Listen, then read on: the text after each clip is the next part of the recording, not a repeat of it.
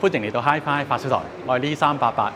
今日咧，我嚟到尖沙咀對 One 咋，因為咧佢哋開咗一間新嘅戲院叫 MCL 啊。咁呢間戲院咧係首次用一個澳洲嘅專業喇叭品牌啊。咁咧我都想試下呢個喇叭睇下點樣。咁咧今日咧就有個示範會，咁我陣間咧就同大家一齊入去睇下啦。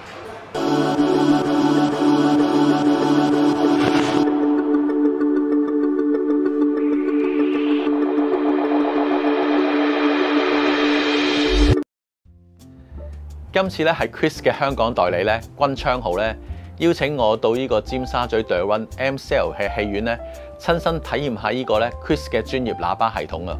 咁原來呢度咧係香港首間戲院咧安裝咗呢個 Krix 嘅專業喇叭系統啊！咁啊組成咗一個咧 Dolby Surround 7.1聲道嘅環繞聲系統，咁仲咧邀請埋呢個 Krix 嘅 Director Krix 咧喺呢個澳洲嚟到香港咧親身介紹啊！咁先同大家分享下 Krix 呢間公司嘅來龍去脈啦。原來呢間嚟自澳洲嘅 Krix 咧，佢喺1974年咧已經成立㗎啦。咁下一年咧，2024年咧就係佢哋成立嘅50週年啦。咁而家佢哋公司咧就由 Krix 家族咧全權擁有，咁由佢哋3兄弟咧就負責管理嘅。咁佢哋其中一位兄弟 Krix 咧，咁喺呢個大學電子工程畢業咗之後咧，咁佢對於音樂咧好有興趣啊，亦都醉心咧研發呢個喇叭。咁啊當時咧佢亦都做咗好多喇叭咧，俾佢啲親戚朋友去用啦。咁啊當時都得到好好嘅好評啊。咁之後咧佢哋咧就索性咧就開設個音響店製作嘅喇叭。咁有一次機緣巧合嘅機會咧，咁佢遇到咧佢哋公司附近咧有一間戲院嘅經理啊，咁佢就遇到咧戲院裏邊咧好多聲音嘅問題啊，咁就揾咗阿 Scott 咧去負責解決啦。咁最後咧佢哋咧就研發咗咧世界首個無限像版喇叭系統啊。咁啊當然啦，將呢個問題解決咗。咁亦都咧佢哋3兄弟咧好努力咁樣經營啦。咁而家唔單止係澳洲啊，咁喺世界各地咧超過4000間戲院咧都用緊佢哋嘅喇叭系統啊。咁喺90年代咧，佢已經攞咗美國盧卡斯咧呢個 TX6 嘅認證啊。當日咧 Ashley 咧都有講解到 Krix 專業喇叭系統嘅獨特嘅地方啊。咁好似呢個咧 Krix 嘅號角恒定指向技術咧，係改良咗號角喉型嘅設計，咁有更加流暢嘅轉換啊。咁啊減低高音聲波嘅噪音，咁令到咧高中低音咧都同時有好好嘅擴散範圍啊。咁就可以做出咧更加多嘅皇帝位啊。Krix 嘅專業喇叭嘅低音單元咧，就用咗呢個大型鐵氧體磁鐵、雙鋁短路環同埋呢個間隙嘅對稱幾何殼啊。至於中音咧，就用咗呢個鋁磁，令到整個系統咧喺超大音壓之下咧個失真咧都相當之低啊。咁因為要承受超大音壓咧，變咗聲箱咧都用咗獨有嘅 X-Basing Locks 嚟咧確保咧低音有更加好嘅效果。同大家睇下 Ashley 當日咧同我哋分享嘅片段啦。Thank you, Kenny. But basically, the fact that we use a constant reactivity horn has a couple of advantages. It's extremely efficient. So the whole speaker system means it requires less power. Less cone movement is less distortion, which also leads to vocal clarity and more impact. So there's a lot of advantages in what we do. So I think the difference between us and others is that it's cleaner, it's clearer, I would say more reliable, because it's horn loaded and it just lasts longer and it uses less power. So my feeling is you need small, the amps don't need to be as big either. So that's my take on it. So for us, we're an audio manufacturer. It's a family company. It's built on passion. It's a passion for audio. We're not, as I said before, we're not sales driven. We're not built around numbers, although all businesses have numbers involved in it. But our passion is more about building the best we can and having happy customers and satisfied customers. So that's how I see it. It's all made in Australia. It's all designed in Australia. It's manufactured in Australia.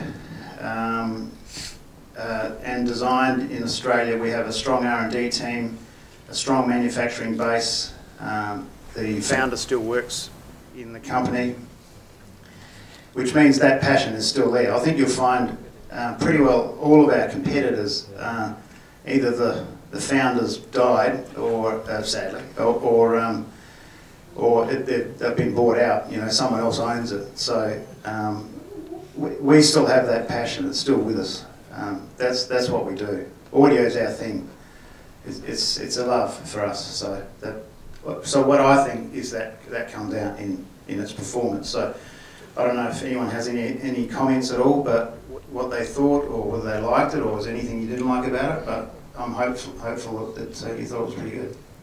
So can you tell me more about like the spacing to tie up the subwoofer? How is it help the low frequency of bass be more outstanding? What we use is a cross brace. So that's what you're referring to, right? Yeah, that's what cross brace. So the cross brace ties all panels together. So you can do it in a cheaper way. You can sort of use corner vents or a panel down between the two drivers to strengthen up the cabinet. But what a cross brace does is it ties all cabinet surfaces together. And also, as I mentioned before, there's holes sort of routed into each panel, so that breaks up the standing waves. So obviously, if the cone's moving out and pushing air and sound out, there's obviously something going back inside as well. So what you need to do is dampen that off. So acoustic material inside the cabinet does part of it. The other thing you can do is brace the cabinet so the panels don't resonate and vibrate, so reduce that. And you want to break up the standing waves, so stuff that rattles around inside the box. And that's what those holes are designed for. They're machined into specific positions within those braces. So that will deliver a stronger and more solid low frequency sound. The other thing that I mentioned before as well is circular vents.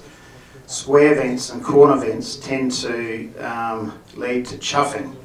That's a cheaper way of doing it, but a circular vent, a large circular vent reduces chuffing and wind noise, which also contributes to a better sound outcome. So I think we know what we're doing, and it's still a passion for us. Okay, thank you, Ashley, Chris. Thank you to come to Hong Kong all the way from Australia. 好啦，同大家分享一下咧，我喺個 One MCL 4院嘅感受啊。咁嗰日咧就選播咗呢個 Mission Impossible 第7集，咁喺個沙漠槍戰嗰段啊，咁同埋咧選播咗幾段嘅預告片啊，咁啊分別有呢個鬼修女2，咁同埋講述呢個原子彈之父奧本海默啊。咁先同大家講下呢個畫面啦，咁係用咗呢個專業級嘅 NEC 4K 嘅 Laser 投影機啊，咁啊睇見咧嗰個影像嘅質感都好啊。咁同埋啲光暗對比啲層次咧都好夠細緻啊，同埋個影像咧都好夠結實啊。